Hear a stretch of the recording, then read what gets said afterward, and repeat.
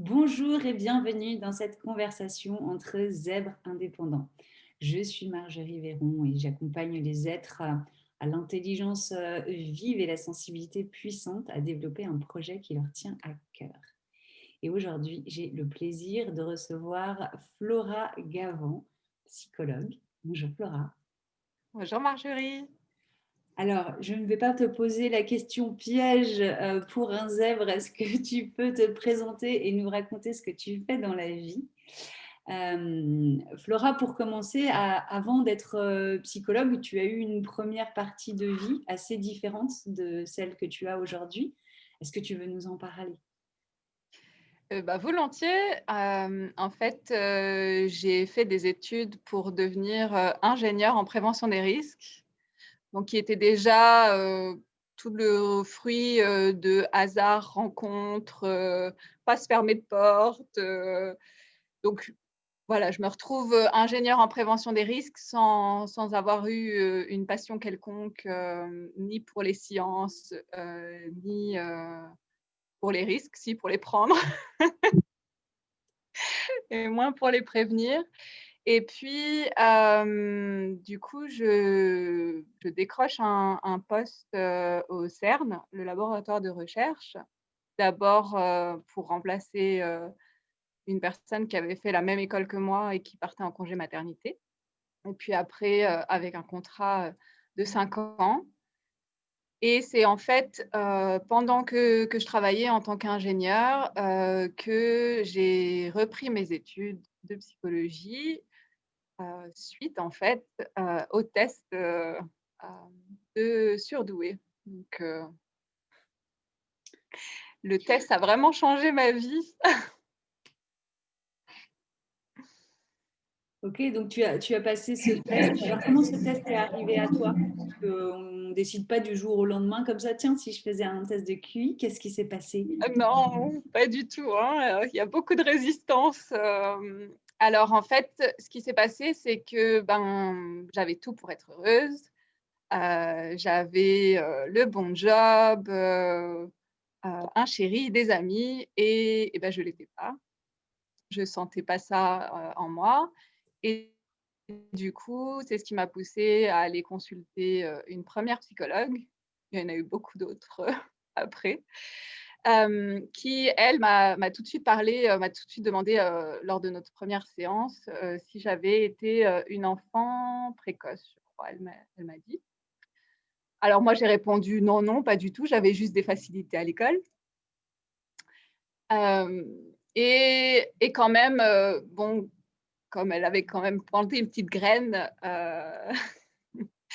j'ai ouvert, à peu près 20 pages de recherche sur mon navigateur, sur les adultes surdoués après.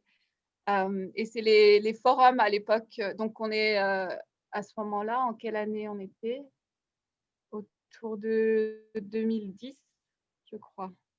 Ouais. Et c'est, les témoignages en fait que j'ai pu lire sur les forums, qui ont résonné. Enfin, j'ai eu l'impression d'entrer dans un tout nouveau monde, une toute nouvelle, perspective. Hem Et évidemment, je pouvais pas être avec, ce doute de, bon maintenant ça a beaucoup changé, mais à l'époque, c'était la formule de: «Mais si je suis pas ça, je suis folle ou donc il fallait que je sache». Et en plus, c'était horrible de me prendre pour une surdouée, si je l'étais pas, et validée avec un test. Du coup, j'ai vraiment super rapidement, fait la démarche de faire le test. Hem, voilà, on y reviendra peut-être, c'est pas forcément ce que je conseille, aujourd'hui, On en reparle. voilà, après avoir fait le chemin quand même, et puis ça a été, l'occasion, de rencontrer, une autre zèbre qui elle avait, m'a expliqué qu'elle avait repris des études, de psychologie pendant qu'elle travaillait. Et en fait, c'est, cette, rencontre, plus le fait que je me suis dit: «Bon, voilà, maintenant tu as un résultat, ça dit que tu es intelligente, donc lance-toi. Enfin, arrête de te raconter que tu vas pas y arriver, que» je me suis même dit: «Bon, il va me falloir 3 ans pour réaliser que j'en suis capable. En 3 ans, je peux avoir une licence. Je vais faire les deux en même temps, quoi. Malin. Voilà, du coup, comment j'ai repris mes études sans me dire que j'allais changer de métier, que j'allais…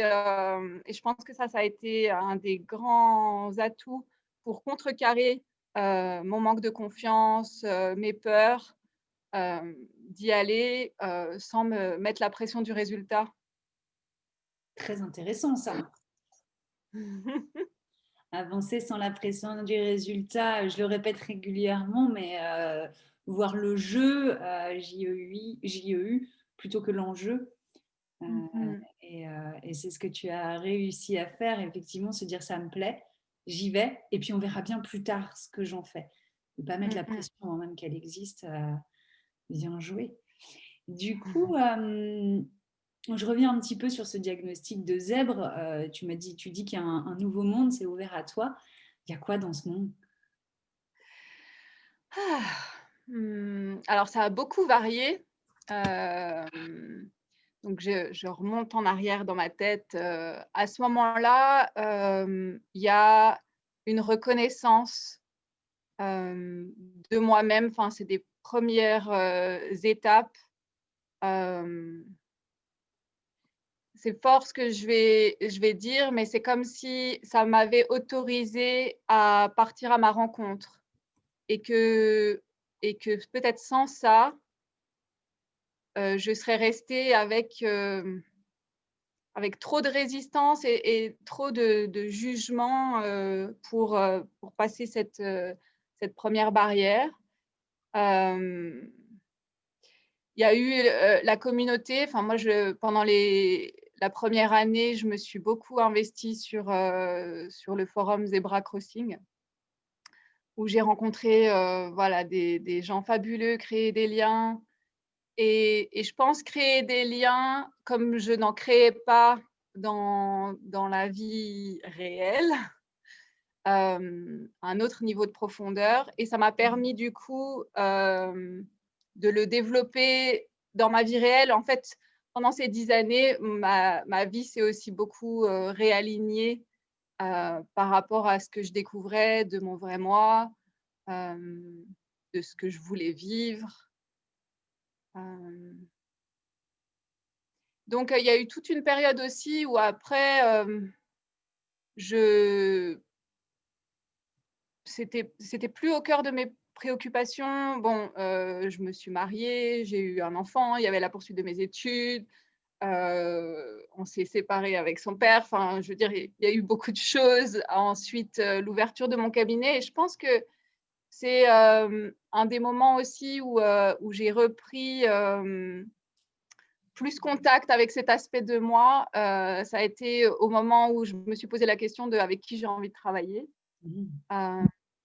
Et de me rendre compte, de refaire l'expérience, de me sentir comme à la maison. Enfin, un lien tellement direct, de cœur à cœur, même si on peut avoir des fonctionnements super différents. Mais voilà, quelque chose qu'il est difficile de mettre en mots, mais d'une écoute et d'une entente à un autre niveau que verbal et cognitif, que je vis quand je rencontre d'autres surdoués. Je ne sais pas si tu as la même… Je te vois, j'ai l'impression que ça résonne. C'est hyper profond ce que tu dis, parce que c'est vrai que pour les personnes que j'accompagne, les personnes que je rencontre qui sont zèbres, on raconte tous à un moment donné, surtout quand ça a été détecté à l'âge adulte, mais même quand ça a été enfant et très jeune, où on n'a pas compris, et donc on a finalement compris à l'âge adulte ce que voulait dire tout ça. Il y a cette rencontre avec d'autres êtres qui, comme tu l'as dit, ça permet de créer des liens en profondeur, et c'est une manière de commencer à s'autoriser à aller en profondeur chez soi. Et du coup, il y a une telle profondeur je ne sais pas comment les appeler, ces êtres, ces zèbres, je ne sais pas, qui fait que dans la relation, ça vient quasi instantanément. on a rapidement balayé les banalités d'usage et très rapidement, on va au cœur du cœur de ce qui nous préoccupe. Et moi, je me sens assez libre d'en parler parce que je sens qu'en face de moi, c'est un autre niveau et cette compréhension entre nous et à l'intérieur, tu l'as dit, elle se fait à un autre niveau aussi. C'est pas que mental, quoi. On sent que ça passe ailleurs. Des moments, j'ai l'impression qu'on est dans une bulle à deux et que plus rien n'existe à l'extérieur. Et ça, c'est assez magique. Et c'est vrai que ça demande d'avoir accepté de regarder en face qui on est avec différentes parties, celles qu'on aime, celles qu'on aime moins. Et ça renvoie à ce que tu disais tout à l'heure aussi, la question du doute. Tu as voulu faire le test parce que tu doutais, un bon zèbre qui doute, enfin un bon être humain déjà. Et il y a pas mal de gens qui se posent la question, test ou pas test. Il y a ceux qui doutent et qui veulent absolument savoir pour pas être des imposteurs. Et il y a ceux qui doutent et qui se disent mais cet univers m'apporte tellement, si je n'en suis pas, si on fait pas partie, je suis quoi alors? Est-ce que je suis folle puisque j'ai pas réussi le test, c'est-à-dire que je rentre pas dans cette catégorie? Elle est où celle catégorie à laquelle je peux m'identifier, au moins pendant un temps, le temps de me construire? Qu'est-ce qu'on fait de ce doute alors, Flora, quand on commence à avoir la puce à l'oreille, qu'un Pas la thérapeute ou solution. des bouquins ont mis le doigt sur quelque chose, on se dit ah ouais, peut-être ça expliquerait pas mal de choses, mais le test, franchement, j'ai peur. Moi, je dirais que du coup, si on en est à le test, franchement, j'ai peur. Il y a déjà une conscience de quelque chose qu'on vit et dont on peut prendre soin. Donc, je dirais que la priorité, c'est de trouver un accompagnement pour se rencontrer soi au-delà de l'étiquette. Parce que si c'est possible, parce que moi, je pense que ce n'était pas possible pour moi de m'autoriser à me faire accompagner et aller en psychothérapie si je n'avais pas cette étiquette-là, comme pour valider que je souffrais. Mais si on a conscience qu'on souffre et du coup, ben, je dirais, court-circuitons l'étape d'une validation extérieure, parce que je pense que ça peut renforcer suffisamment l'estime de soi pour dire, bah, en fait, ça continue à m'intéresser, je vais faire le test, ou alors, bah, en fait, ça ne m'intéresse plus puisque j'ai dépassé cette étape-là et j'en ai plus besoin. Donc, en fait, c'est aussi peut-être enlever l'enjeu qu'on fait porter au test. Moi, il y a quelque chose où je me suis fourvoyée et où j'entends un peu ça quand même dans les discussions test ou pas test, comme si c'était la réponse. Enfin, moi, je disais, oh là là, c'est la pièce du puzzle qui me manquait. Quand je vais savoir ça, bah, j'aurai plus de syndrome de l'imposteur. Je pense que ça allait changer ma vie. Non, Non. clairement. Clairement, le puzzle est bien plus complexe que ça, bien plus mouvant et bien plus riche aussi. Hem Et ce serait dommage de se priver, de se sentir bien et d'entamer de belles relations avec des gens avec qui, on se sent bien, sous prétexte qu'on n'a pas, un tampon, qui valide quoi d'ailleurs? Ça entraîne d'autres discussions. Mm. Oui, parce que finalement, ce test de QI, pour certains, c'est qu'une validation vue de l'extérieur, et pour d'autres, c'est même une validation de rien du tout, puisque selon certains psychologues, tu peux avoir un QI élevé sans forcément être zèbre, c'est-à-dire avoir tellement travaillé et développé des capacités, notamment cognitives et logiques, que tu arrives très bien à passer ces tests, et ça se voit parce qu'il y a des résultats à certains endroits qui sont particulièrement poussés. Et puis, il y a des zèbres qui échouent, entre guillemets, au test de QI, tellement ils sont stressés ou qui cumulent différentes casquettes qui font que ce test n'est finalement pas si révélateur que ça si on regarde juste le score final qu'on a obtenu. Mmh. Oui, parce qu'au final, ça reste un test, ça reste un test standardisé, qui mesure, l'intelligence, sur des critères qui ont été définis comme tels. Enfin personnellement, je suis psychologue, mais ça m'intéresse pas de faire passer des tests. Ce qui m'intéresse, c'est d'accompagner les gens à la rencontre d'eux-mêmes, et pour qu'ils apprennent à s'aimer au final et sur le chemin aussi. Ouais, c'est ça, c'est que c'est un chemin et je sais pas vraiment où on va, définitivement, mais en tout cas, le chemin clairement a son importance. C'est quoi pour toi alors, les critères d'un zèbre au potentiel? Tu as quelqu'un qui rentre dans ton cabinet, qu'est-ce qui va te mettre la puce à l'oreille où tu vas dire, «Là, il y a des chances quand même que j'ai affaire à un individu à rayures»? Hem, Honnêtement, je parlerai pas de critères, parce que j'ai pas ce regard d'évaluation. Hem, je vais je vais sentir, c'est vraiment au niveau, assez imperceptible où, il y a beaucoup d'images maintenant qui me viennent et des jugements en même temps, genre ça fait percher, hem, Tout est possible ici, hein, on a eu mais je besoin pense que je le sens dans la rais non mais je suis psychologue, j'ai une rigueur, pas du tout. Voilà, tout est dit. Hem, c'est vraiment dans la relation où je le sens chez moi, qui a cette forme d'aisance, que ça éveille mes neurones, ça les fait, crépiter mes neurones de partout aussi, hein, sensitifs, et puis,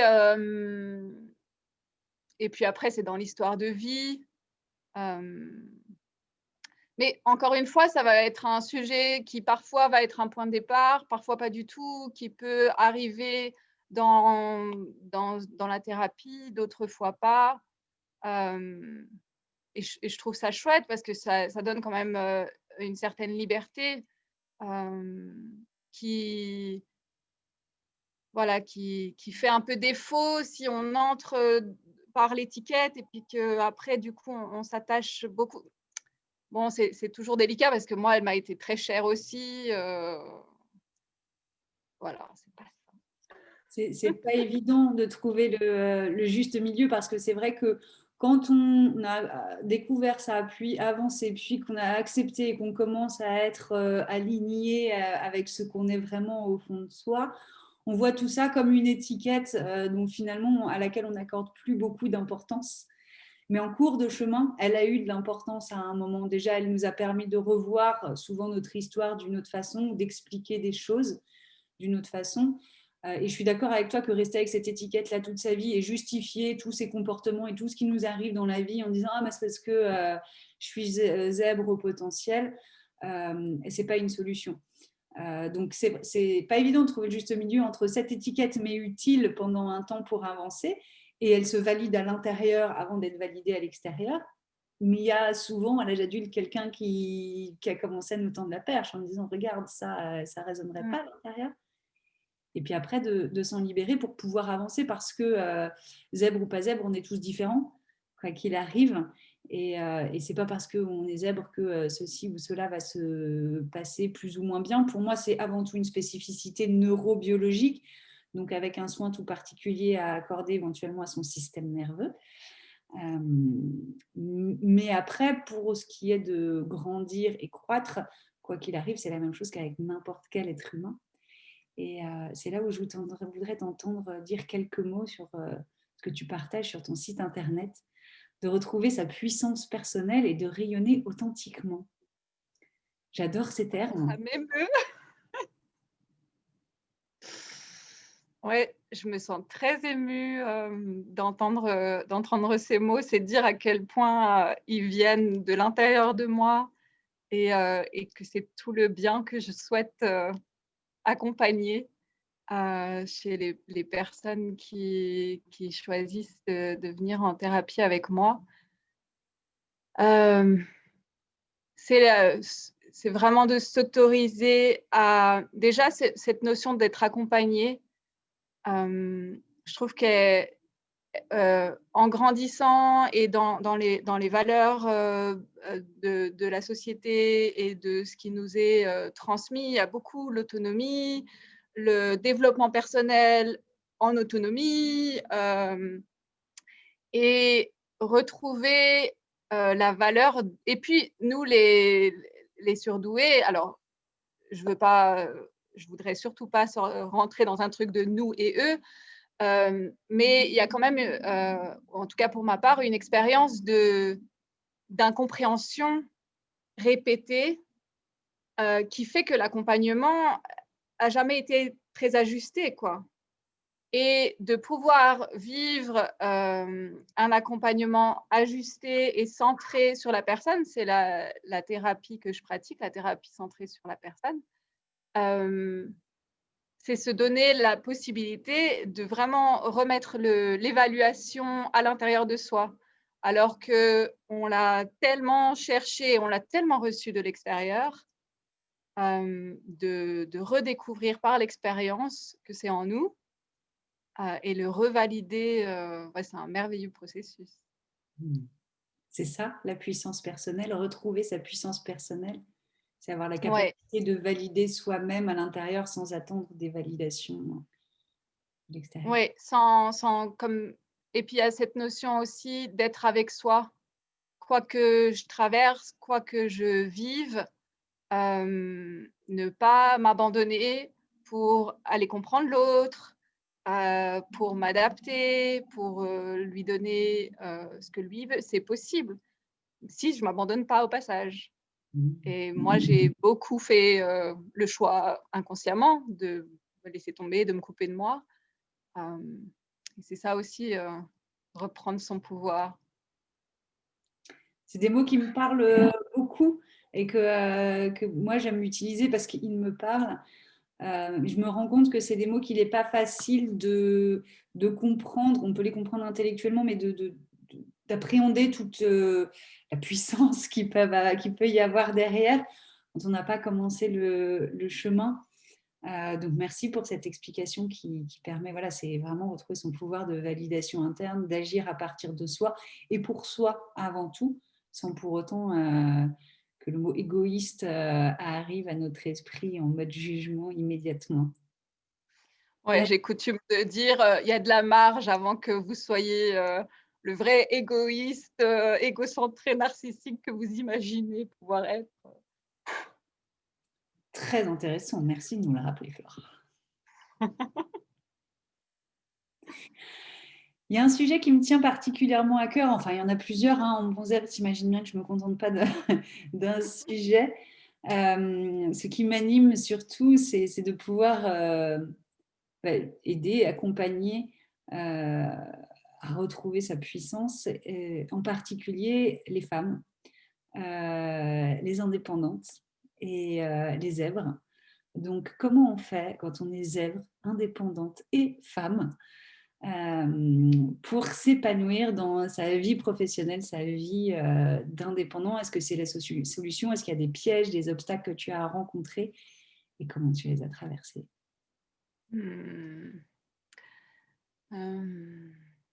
Je dois retraverser des, des jugements de attends, est-ce que moi je suis épanouie dans ma vie professionnelle? En chemin, en tout cas. Toujours en chemin.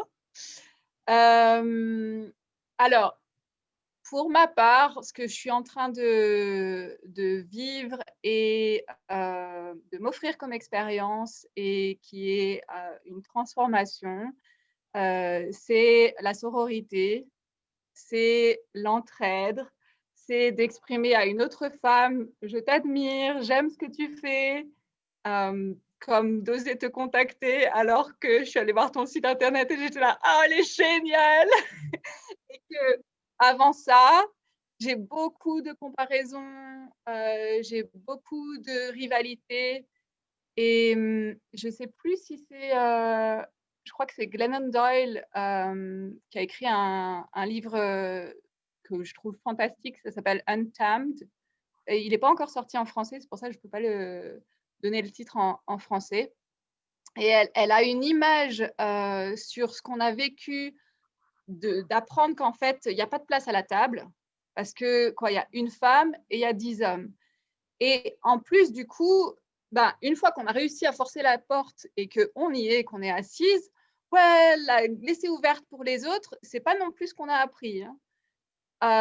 Et donc, c'est vraiment de moi, ce que je suis en train de vivre, c'est de m'offrir cette expérience, d'exprimer authentiquement mon admiration, et même, voilà, de partager que oui, je me compare, et que parfois je m'en sers souvent, je m'en sers pour m'auto-attaquer et me dire: «Oh là là, elle y arrive tellement mieux que moi». La vérité, c'est que probablement, on souffre toutes, on a des atouts et des difficultés et on peut tellement s'entraider et se soutenir. Hem et en même temps, voilà, c'est un gros changement par rapport à mon vécu, en particulier dans le milieu scolaire, donc je dirais ça, le groupe quoi, la solidarité, entre femmes particulièrement. Hem et puis, moi, c'est comme si quand même, il faut que je me le rappelle, tout le temps, de c'est pas quelque chose qui fait naturellement, par exemple, de voir tout ce que je fais et du coup, les domaines où j'avance, parce que j'ai une tendance à voir tout ce dont je manque, tout ce que je fais pas bien et tout ce que je devrais faire. Hem,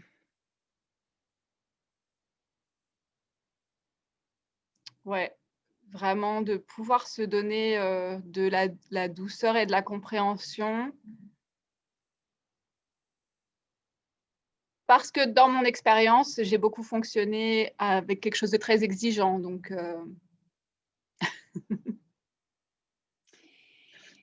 Ça résonne beaucoup tout ça, Flora. Quand on est une femme, enfin pour moi, quand on est une femme et qu'on veut se faire une place dans un monde d'hommes, ce que j'ai trouvé comme première stratégie, c'était de me comporter comme un homme. Donc du coup, bah, renvoyer l'exigence que j'avais perçue de l'extérieur, qui en fait ne venait probablement que de moi, mais attends et quand même, on grandit dans une société patriarcale qui t'envoie quand même beaucoup de messages qui vont alors, dans ce sens. ok, merci. Si tu m'autorises à aller sur ce terrain-là, j'y vais. Donc oui, effectivement, on est marqué par des siècles, voire millénaires de patriarcat. Pour moi, c'est pas les hommes le danger, hein, c'est juste ce système-là qui a été mis en place et dans lequel on évolue tous et qui est, je pense, aussi douloureux à vivre pour les hommes que pour les femmes, parce que ça met du coup Tout à les fait. hommes dans un certain rôle que j'aimerais pas forcément avoir non plus. Donc c'est vrai qu'il y a cette exigence et cette dureté qui est là en permanence et d'arriver à remettre de la douceur dans tout ça, de s'autoriser à être femme dans ce côté doux aussi parce qu'on peut avoir les deux. La douceur et la puissance, c'est pas incompatible, c'est la puissance de la douceur est même merveilleuse. Et pour ça, je reconnais, je commence à toucher ça du doigt aussi, et je pense que je vais en reparler très bientôt d'ailleurs, le pouvoir de la sororité, de se voir déjà entre nous comme des sœurs et pas comme des compétitrices, cet esprit de compétition, le lâcher pour un esprit de collaboration, de reconnaître la beauté chez l'autre, de oui, j'admire parce que tu fais ça, je pense mieux que moi, mais de reconnaître aussi qu'il y a probablement quelque chose que toi, tu fais mieux dans un autre domaine aussi. Et c'est là où tout s'équilibre, où tout devient beau et où on peut commencer peut-être du bout des doigts, lâcher un tout petit peu le syndrome, le perfectionnisme. Tout simplement Mmh. parce que se rendre compte que bah, finalement, autour de nous, il n'y en a aucune qui est parfaite et c'est aussi ça qui fait leur beauté, non? Parfaitement imparfaite. Ouais, c'est ça. Flora, si tu avais un truc à partager avec une femme qui serait dans un boulot qui ne lui plaît pas, où elle passe une bonne partie de ses journées à regarder par la fenêtre et à se dire mais qu'est-ce que je fous là ou qui voudrait se lancer dans l'indépendance, qui a peut-être commencé mais qui patauge un peu. Qu'est-ce que tu pourrais partager avec elle comme bonne parole? Honnêtement, d'aller en thérapie ou de prendre un accompagnement avec, une coach thérapeute qui parle, vous sentez que c'est la personne qui pourrait, vous accompagner. Hem, parce que parce que moi, j'aurais jamais réussi toute seule, parce que je suis accompagnée encore aujourd'hui, à la fois en psychothérapie et à la fois, sur des coachings, plus, orientés business et j'ai pas envie de donner un truc, et puis tu sais, enfin moi, je sais que je me suis beaucoup saisie des trucs, non, bah, voilà, ça y est, c'est ça. Hem, voilà, mon expérience, c'est que pour aller dans la profondeur et pour vivre ma vie pleine et authentique, celle que j'ai envie de vivre, ça passe par là. Hem Se faire et accompagner. ça, je le souhaite à tout le monde. Oui, oui, oui, on vous le souhaite à vous tous, toutes. Donc, dans le doute, ne restez pas seuls. Adressez-vous à des personnes qui peuvent comprendre ce que vous traversez, des coachs, des thérapeutes, enfin des noms et des étiquettes, il y en a plein de différents. Et il suffit de ce que tu dis, surtout trouver la personne, quand tu dis ça, ça me parle, c'est une personne avec qui ça résonne, ça te parle à l'intérieur, c'est ça, choisir la personne Ouais, comme ça aussi. voilà. Mmh. Mais c'est génial comme truc, Laura. Et c'est effectivement très utile de ne pas avoir un nouveau truc. En tant que zèbre, parfois, on se perd un peu euh, avec, les Anglais appellent ça le syndrome de l'objet brillant. Tiens, un nouveau truc qui brille, alors je vais aller là, je vais essayer ça, ça, ça, ça. Et au final, ça vient toujours de l'extérieur, alors que quelqu'un qui nous aide à vraiment plonger à l'intérieur, trouver ses solutions. Exactement, ouais, partir à la rencontre de soi. Ah, partir à la rencontre de soi, c'est un magnifique mot de la fin, Flora. Je te remercie beaucoup pour tous ces Merci à partages toi, Marjorie. et à très bientôt. Merci.